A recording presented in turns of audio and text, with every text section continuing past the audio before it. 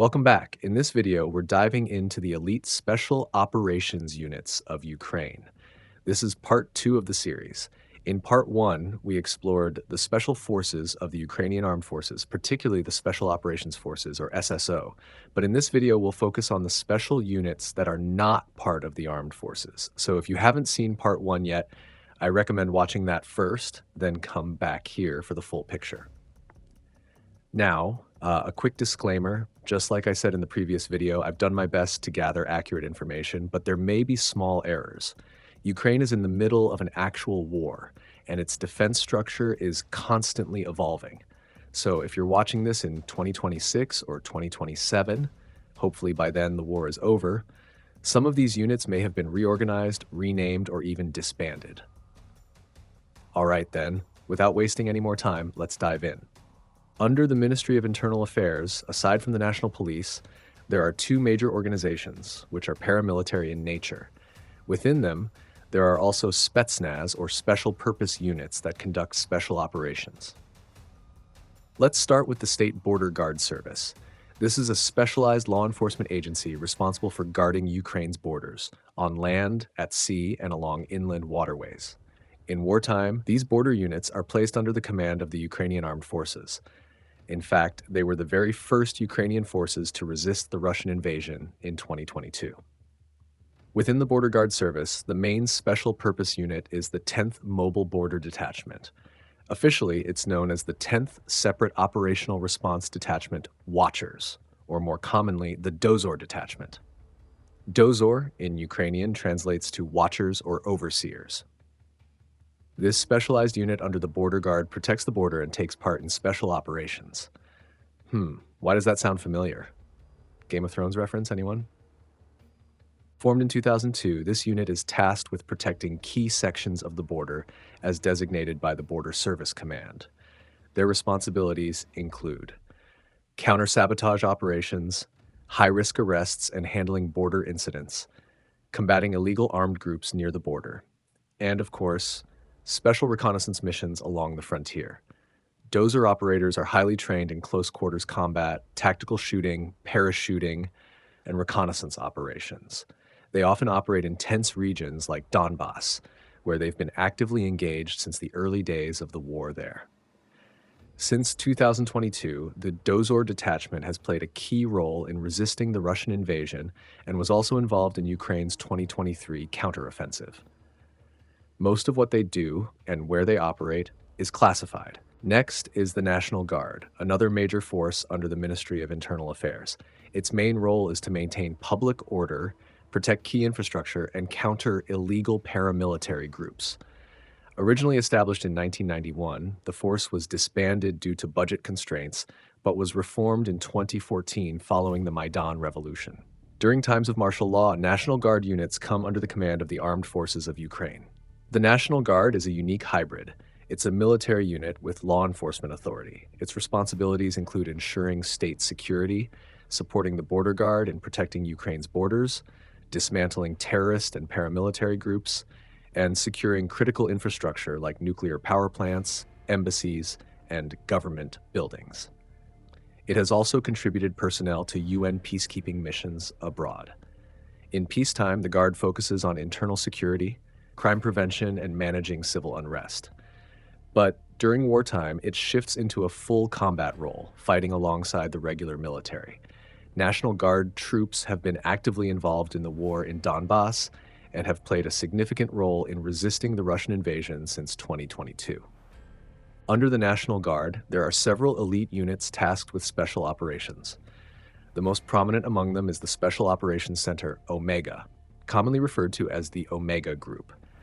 This Special Forces unit was originally designed for counterterrorism and VIP protection, but it has since evolved into a frontline combat force, gaining extensive experience in ambushes, raids, and reconnaissance missions deep behind enemy lines, especially in Kharkiv and Donetsk during the ongoing Russian invasion.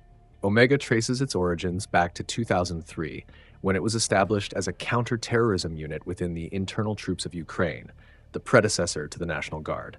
When the internal troops were dissolved, Omega was absorbed into the newly restructured National Guard. Most of Omega's operators are reported to be former Ukrainian and in some rare cases Soviet commando veterans. The unit keeps a low profile and avoids media attention. Since 2022, Omega has been active across the front line. In the early days of the invasion, its members took part in the critical battle for Hostomel Airport. Later, in 2022, Omega teams carried out reconnaissance and sabotage missions around Kreminna. They were also involved in the intense battle for Vuhledar in Donetsk Oblast, an engagement some Ukrainian commanders described as the largest tank battle of the war so far. Omega's specific role in that battle was in the nearby village of Pavlivka. While there are a few known operations linked to Omega, much of what they do remains classified. The unit is organized into 5 main detachments. First, Separate Special Purpose Detachment Omega Kiev. Second Separate Special Purpose Detachment Omega Kharkiv. Third Separate Special Purpose Detachment Omega Odessa. Fourth Separate Special Purpose Detachment Omega Lviv. Fifth Separate Special Purpose Detachment Omega Alexandria. Additionally, there's a dedicated unmanned systems unit known as Omega Wings, which specializes in drone warfare and surveillance. Another elite unit under the National Guard is the Scorpion Separate Special Purpose Regiment. Based in Kiev, this highly secretive special operations unit was established in 1998 as part of the former internal troops of Ukraine.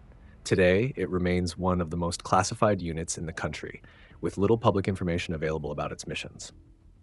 Scorpion was originally created as a counterterrorism force with a very specific focus: protecting high-risk and high-value strategic sites, especially those related to Ukraine's nuclear infrastructure. With Ukraine's extensive use of nuclear energy, the risk of these facilities becoming targets for sabotage or terrorist attacks has always been a serious concern. Scorpion's core mission is to ensure technological and nuclear security. Its tasks include conducting counterterrorism operations at nuclear power plants and facilities housing nuclear reactors, securing premises that store or protect nuclear fuel and materials, escorting cargo containing nuclear materials, providing protection and defense for the Chernobyl nuclear power plant, and supporting military units and other security forces in the defense of nuclear and high-risk facilities. Operations at nuclear facilities require highly specialized training and deep technical knowledge, and Scorpion is specifically trained to handle these sensitive and complex scenarios. In the event of an immediate threat or crisis, the regiment can swiftly assume full control over strategic sites and materials to prevent catastrophic outcomes. You've probably seen videos showing the devastating impact Ukrainian drones can have. Of course, I can't show those clips or their aftermath here on YouTube for obvious reasons. But it's safe to say this war has marked the beginning of a new era in modern drone warfare. Across Ukraine's defense forces, whether in the armed forces, the border guards, or the National Guard, drone units have become absolutely vital. Let's take a quick look at one such unit. The next unit under the National Guard is the Special Purpose Unit Typhoon, or separate unit of the BSSP Typhoon, more commonly known as the Typhoon Unit. This is a relatively new formation, established in 2024. Initially focused on FPV drone missions, the unit has since expanded its capabilities to include a wider range of unmanned aerial vehicles. Its core purpose is to operate UAVs in support of combat operations, especially during special missions. Typhoon is also actively testing and incorporating drones designed to resist electronic warfare, making them more resilient in contested airspace. In addition to surveillance and strike roles, the unit provides UAV support to the Offensive Guard, a newer initiative aimed at strengthening Ukraine's offensive capabilities. So, what exactly is the Offensive Guard? In February 2023, Ukraine's Ministry of Internal Affairs launched an initiative to form new assault brigades within the National Guard, National Police, and Border Guard services. The idea was to create or restructure units specifically for offensive operations, capable of conducting raids, reclaiming territory, and countering enemy advances. These units aren't classified as special forces, but they perform some of the same high-intensity tasks. There's one more unit we need to talk about under the National Guard, probably the most controversial in the Ukrainian Defense Forces. The 12th Special Operations Brigade Azov is a formation of the National Guard of Ukraine, originally based in Mariupol near the Sea of Azov, which is where its name comes from. If the regiment's symbol looks familiar, you're not imagining it. Azov has long been controversial due to its early and allegedly ongoing associations with far-right groups and the ideology of a certain infamous figure. Its use of controversial symbols and early allegations of human rights abuses have only added to that reputation. According to researcher Vyacheslav Likachev, Azov's roots are complex. It was formed by activists from radical nationalist groups like Patriot of Ukraine and the Social National Assembly, movements that were active during the Maidan uprising. In early 2014, far-right activist Andriy Beletsky formed a small militia in response to pro-Russian unrest in the East. Initially called the Black Corps, they earned nicknames like Men in Black due to their all-black gear and secrecy, seen by some as Ukraine's version of Russia's Little Green Men.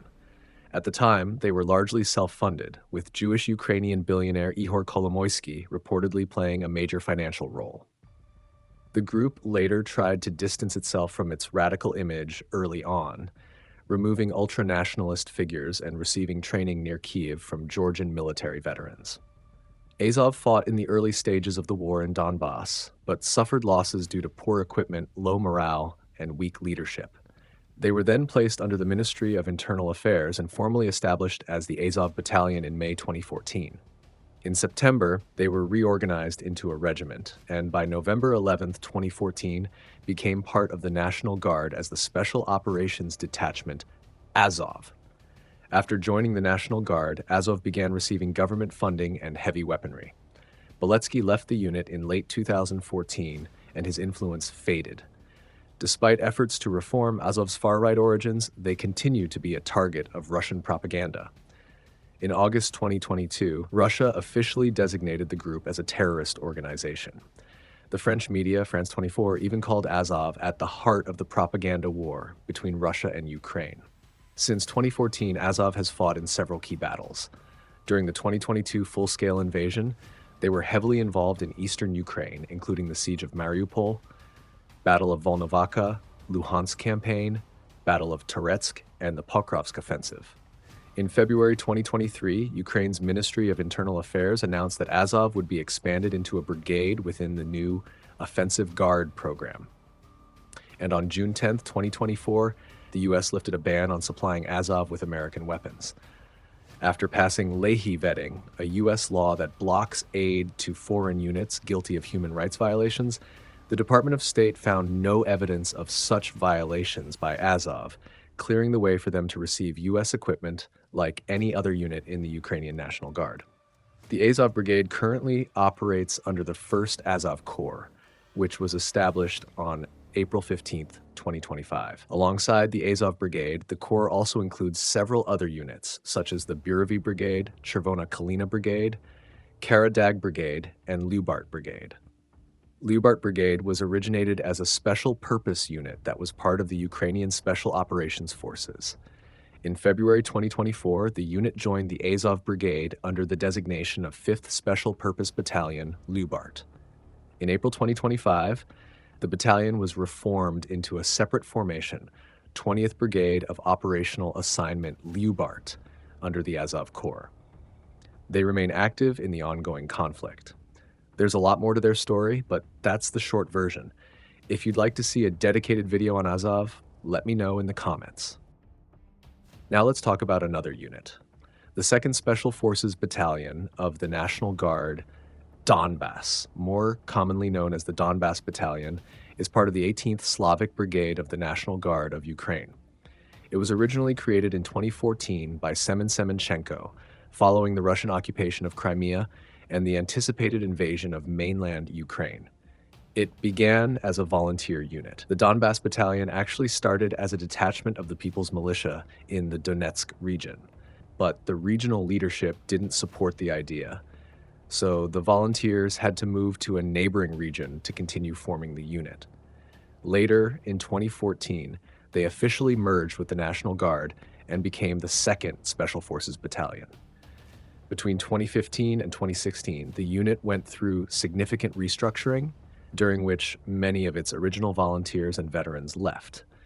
Eventually, on September 9, 2016, it was formally transferred to the 18th Slavic Brigade. Nowadays, the Donbas Battalion is far from what it was in 2014. But even before the full-scale invasion began in 2022, the battalion's fighters had already deployed to the Russian border in the Luhansk region, right where they met the war. Since then, the Donbas Battalion has been involved in numerous operations across eastern Ukraine. In March 2022, they took part in both defensive and counteroffensive operations in the Luhansk and Kharkiv regions. One of their key moments came at the Seversky Donets River near Dronivka, where, alongside Ukrainian artillery, they stopped a major Russian river crossing, destroying large amounts of enemy equipment and personnel. The Russians were eventually forced to shift their attempts further east, near Bilogorivka. Perhaps the most difficult chapter for the unit was the battle for Popasna, where they fought against Wagner PMC, regular Russian forces, and Kadyrov's units. In fact, it's believed that before Bakhmut, Wagner suffered its heaviest losses in the Popasna direction, largely due to the efforts of the Donbas Battalion and the 24th Brigade of the Ukrainian Armed Forces. The unit also saw action in the Sviatohirsk and Izium directions, and played a key role in the Kharkiv and Lyman operations, earning official recognition from the President of Ukraine. And with this, we are done with the National Guard. I'm pretty sure there are other special purpose units I've missed, like the Special Purpose Reconnaissance Company under the 15th Brigade of Operational Assignment, and a few others, but these are the major ones for the National Guard. Now let's talk about the National Police of Ukraine. Like most national police forces, it's a central executive body responsible for combating crime and maintaining public safety and order. It operates under the Cabinet of Ministers and is directed by the Minister of Internal Affairs. The force was established in 2015, replacing the Militia, which had served as Ukraine's domestic law enforcement agency. Interestingly, there are also police-affiliated troops who take part in direct combat: infantry, armor, artillery, and other specialized ground units. These fall under the Special Purpose Police. In 2014, during the early stages of the Russo-Ukrainian War, the Ministry of Internal Affairs created these units from volunteers to defend against Russian aggression. They operated directly under the ministry. Many of them were later deployed to the front lines. After the National Guard was reestablished, some of these units merged with it, while others remained under the National Police, were restructured, or disbanded. As for the true Special Forces unit within the National Police, there's only one name that stands out: the Rapid Operational Response Unit, better known as CORD. CORD was created as the elite tactical unit of the newly formed National Police. Recruitment and training began in 2015, and the first units became operational in 2016. CORD is designed to handle emergency situations that exceed the capabilities of regular rapid response or investigative units. It is the National Police's primary special forces unit.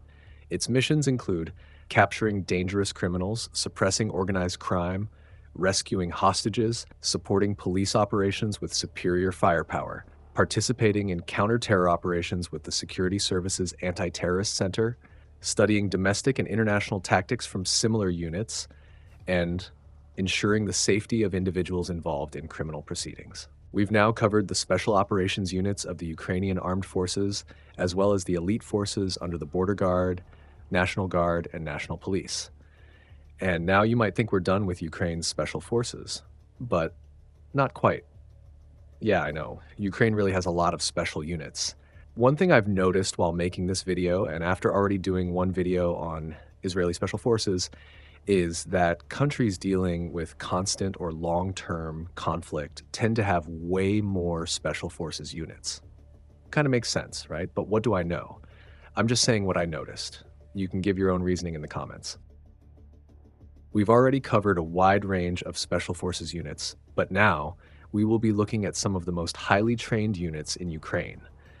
These belong primarily to the country's security and intelligence services. But before we dive into that, let's quickly talk about NABU. The National Anti-Corruption Bureau of Ukraine, better known as NABU or simply NABU, is a law enforcement agency focused on investigating corruption and preparing cases for prosecution.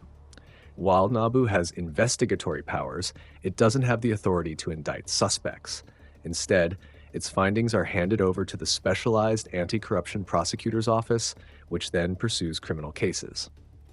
NABU was established in 2014, replacing the former National Anti-Corruption Committee, and was formed at the request of the International Monetary Fund. To support its operations, NABU also maintains its own Special Forces Unit, the NABU Special Operations Unit, which carries out tactical missions, raids, and special assignments in support of the agency's investigations. Now let's finally talk about intelligence. Ukraine has three main intelligence agencies. One is responsible for defense intelligence, another handles internal intelligence, and the third oversees external intelligence. Each of these agencies has its own special forces units. While we've talked about many special forces units before, these particular ones are often more highly trained, more secretive, and are tasked with conducting some of the riskiest operations out there. Let's start with Ukraine's Defense Intelligence Agency. The main Directorate of Intelligence of the Ministry of Defense of Ukraine is often abbreviated as HURMO. It's also referred to as the Defense Intelligence of Ukraine, or simply DIU. But for the sake of this video, we'll stick with HUR. This agency was formed in 1992 after Ukraine gained independence following the collapse of the Soviet Union. It was built from the Soviet armed forces, existing intelligence assets within Ukraine, including parts of the former GRU, the Soviet Military Intelligence Agency.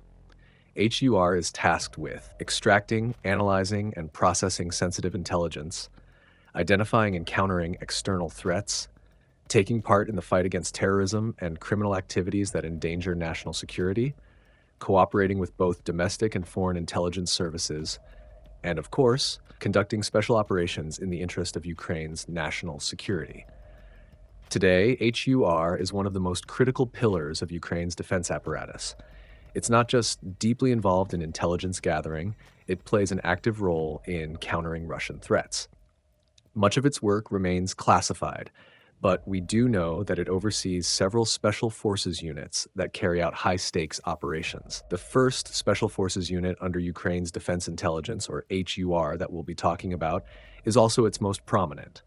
This is the 10th Separate Special Purpose Detachment. Formed in September 1993, the unit was originally commanded by a legend of the Soviet-Afghan War, hero of the Soviet Union, Lieutenant Colonel Yaroslav Horoshko. For years, and especially before 2022, it was the only unit within HUR capable of rapid deployment beyond Ukraine's borders. Its role was clear: to protect Ukraine's national interests abroad, and it did so through some of the most high-risk operations imaginable. These also included deep reconnaissance missions into Russian territories, missions that provided crucial intelligence on the positioning of Russian assets. These operators are specialists in airborne operations, mountain warfare, and combat diving, making them one of the most elite units in Ukraine's special operations community. Highly secretive, little is publicly known about their operations, and for good reason. Since the war with Russia began in 2014, the 10th Detachment has been at the forefront, and after the full-scale invasion in 2022, they've taken part in some of the most brutal battles, often leading the way in Ukraine's counter-offensive operations. On the very first day of the invasion, they were among the first to engage in the Battle of Kyiv, and according to a 2024 report by the New York Times, the detachment received training and support from the CIA. Before 2022, they were the only special forces unit operating under the Defense Intelligence. But with the outbreak of full-scale war, HUR has expanded its special operations capabilities. Following the full-scale invasion in 2022, Ukraine's Defense Intelligence, HUR, began restructuring and expanding its special operations capabilities. Several new special forces units were created from within the 10th Separate Special Purpose Detachment itself, using its experienced companies as a foundation. One of the most notable among them is the Shaman Battalion, formed on February 23, 2022, just one day before the Russian invasion began. Built around a company from the 10th Detachment, the unit quickly became known for its elite skill set. Its operators are trained in combat diving, parachuting, and mountain warfare, a demanding trifecta of capabilities that allows them to strike anywhere, anytime. Many of Shaman's members are veterans of previous operations, with some having served in Afghanistan alongside American and British forces. According to the few interviews available, their missions have often taken them not just behind enemy lines, but deep into the heart of enemy-held territory. And if their emblem looks familiar, it's not a coincidence. The unit's mascot and insignia, a skull-faced figure in a balaclava, is directly inspired by Simon Ghost Riley, a character from the Call of Duty video game franchise. In an interview, one of the operators explained the reason behind this unusual choice. For them, Call of Duty represents the spirit of resistance, where people break stereotypes, defy the rules, and rise up to confront the darkness that threatens the world.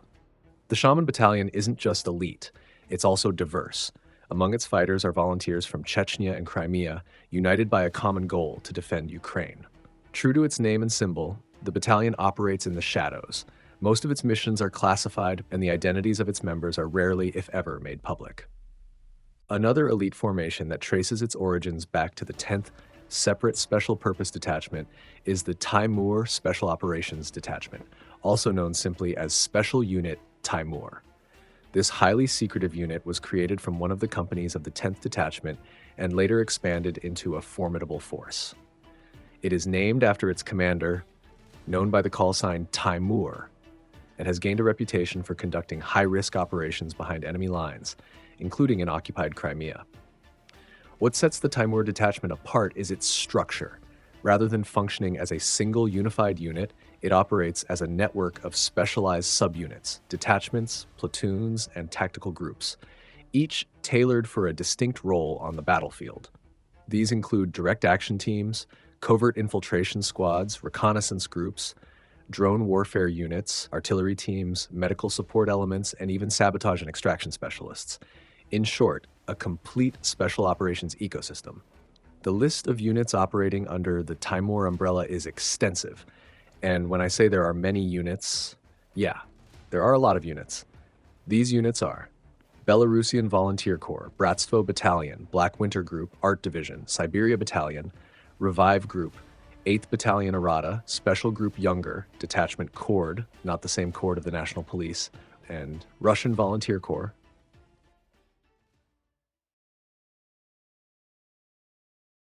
Nobody Special Operations Detachment, 6th Special Operations Detachment, Spectre 33 Special Unit, Stugna Special Unit, Chimera Special Unit, Vidar Special Unit, Guardians of Darkness Special Unit, First Line Special Unit, Paragon Company Special Unit, 1514 Special Unit, Raven Group Special Unit, and they also have Patronage Service.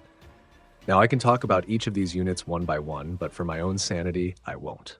Each of these subunits brings a unique capability to the battlefield, whether it's precision strikes, deep reconnaissance, or unmanned drone assaults.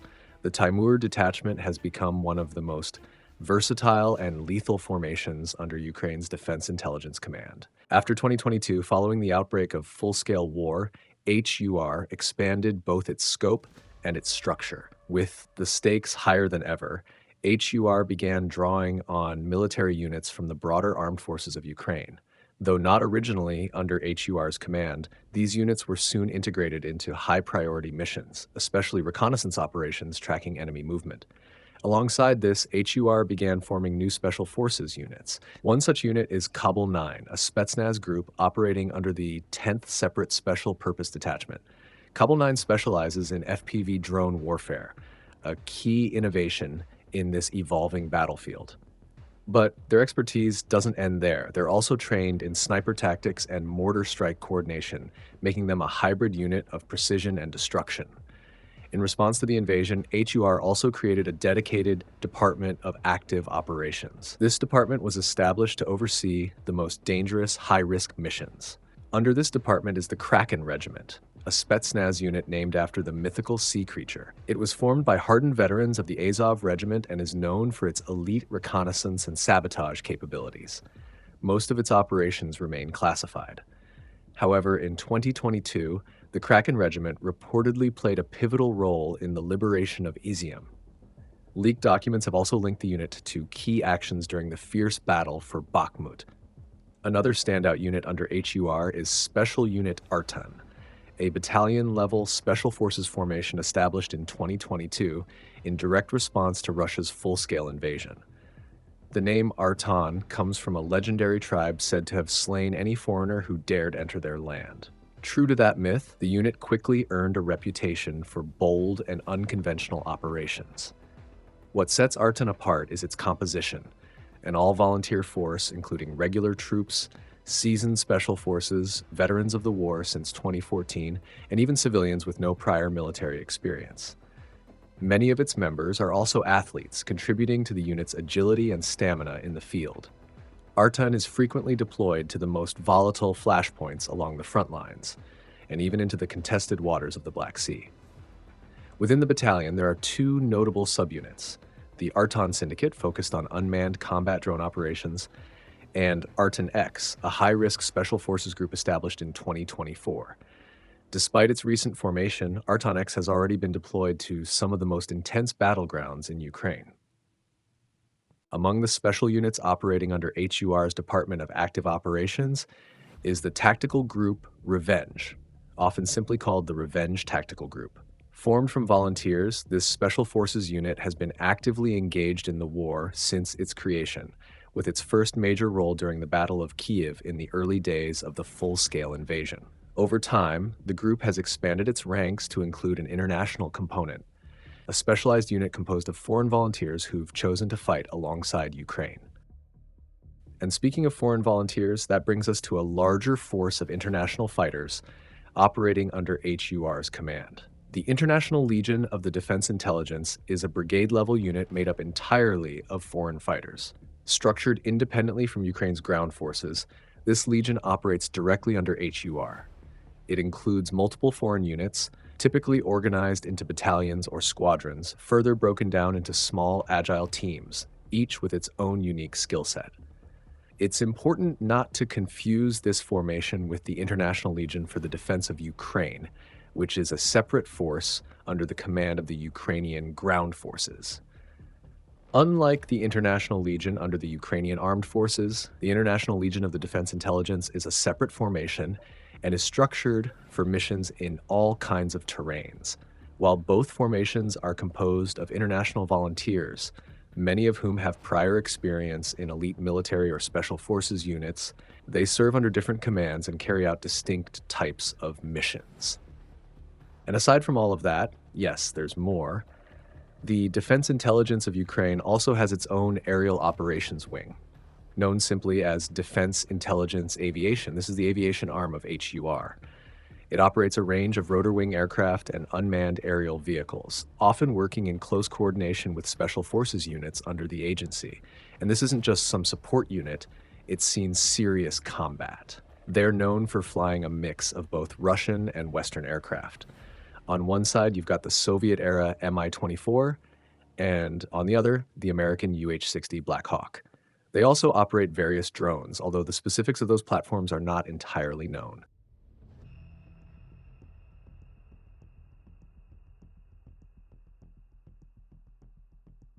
Now that we're done with defense intelligence, let's move on to Ukraine's internal intelligence agency.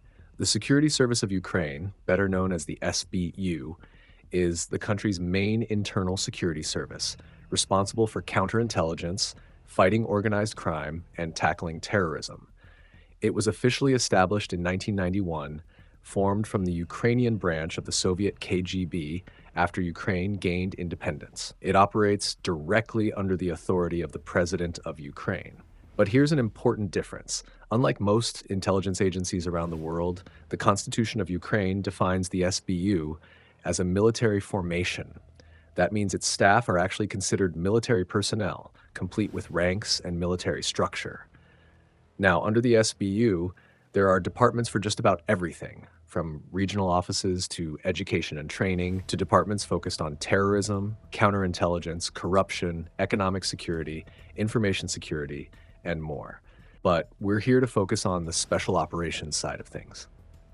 Inside the SBU, there are two main branches of counterintelligence. One deals with protecting the state of Ukraine itself. The other focuses on military counterintelligence, basically protecting Ukraine's military structures, like the armed forces, the National Guard, and other formations from infiltration and sabotage. Under this military counterintelligence branch, the SBU has a number of specialized units assigned to different regions and missions. But the heavy hitters, the Special Forces side, are organized into the 12th, 13th, 14th, and 15th main directorates. Among these, the 13th Main Directorate stands out. It's considered one of the most effective units, often operating deep behind enemy lines, carrying out missions like sea drone strikes, UAV attacks, and sabotage operations against enemy infrastructure. But aside from these departments, there's one more unit, and it's considered one of the most elite special forces units in Ukraine. Some might even argue it's the best. It's called the Center for Special Operations to Combat Terrorism, Protect Participants in Criminal Proceedings, and Law Enforcement Officers A, or, more simply, Department A, better known as Alpha Group. And if the name sounds familiar to you, you're not wrong. Ukraine's Alpha Group traces its roots back to the original Soviet KGB Alpha Group, the same unit that later became Russia's modern-day Alpha Group after the fall of the Soviet Union.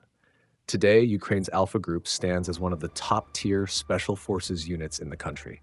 Their capabilities are vast. Their missions cover anti-insurgency, black operations, counterterrorism, direct action, executive protection, high-value target capture or elimination, hostage rescue, irregular warfare, long-range penetration, highly sensitive special operations, and deep reconnaissance.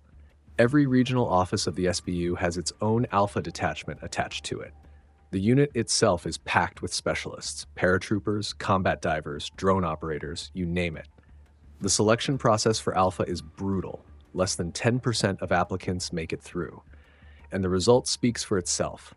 Between its founding in 1994 and 2010, Alpha Group carried out over 7,000 operations, everything from weapon seizures to narcotics busts to hunting organized crime, without a single casualty. Their first combat loss didn't occur until June 2014, during the fighting against Russian-backed separatists and likely Russian special forces in the Donbass. A lot has happened since then, but Alpha remains one of Ukraine's most secretive units. Still, some of their actions during the full-scale invasion in 2022 have come to light. According to Ukrainian sources, Alpha Group ambushed and wiped out a Chechen convoy heading toward Kyiv near Hostomel. They fought in Kharkiv during the Battle of Kharkiv, and later played a key role in recapturing settlements like Kupiansk during the Kharkiv counteroffensive. And today, some sources say Alpha operators are currently involved in operations near Kursk, and that's it. No, seriously, we're actually done with Ukraine's Special Operations Forces. Now, you might be saying, wait, you talked about the Defense Intelligence and the Security Service, but what about Ukraine's Foreign Intelligence Agency? Well, here's the thing. The Foreign Intelligence Service of Ukraine, the agency primarily responsible for gathering intelligence outside Ukraine's borders, doesn't have a publicly known dedicated special forces unit. Maybe they do, and it's just classified. Or maybe not. At least if they do, there's no information available publicly. It could also be because, unlike the SBU, which was formed right after Ukraine's independence and handled all kinds of security and intelligence matters, the Foreign Intelligence Service is relatively new. It was only officially formed in 2004. And with all the dramatic changes Ukraine has gone through, the agency itself has gone through its own transformations too. Who knows? Maybe they are conducting significant operations just behind the scenes. Congratulations. You actually made it to the end. You're one of the very few people who sat through the whole video, and for that, thank you. Really, thank you for watching this ridiculously long video from a ridiculously small creator. Making this two-part series was honestly torture. It's probably the hardest video I've ever worked on, and definitely the one that took me the longest. Sorry it couldn't come out any quicker, but hey, better late than never. Anyway, I hope you watched both part 1 and part 2. And if you enjoyed them, please consider giving both videos a like and subscribing to my channel. Also, don't forget to click the bell icon. If you think I made a mistake, or maybe missed a Special Forces unit, let me know in the comments below. I hope you learned something new today, and I will see you next time.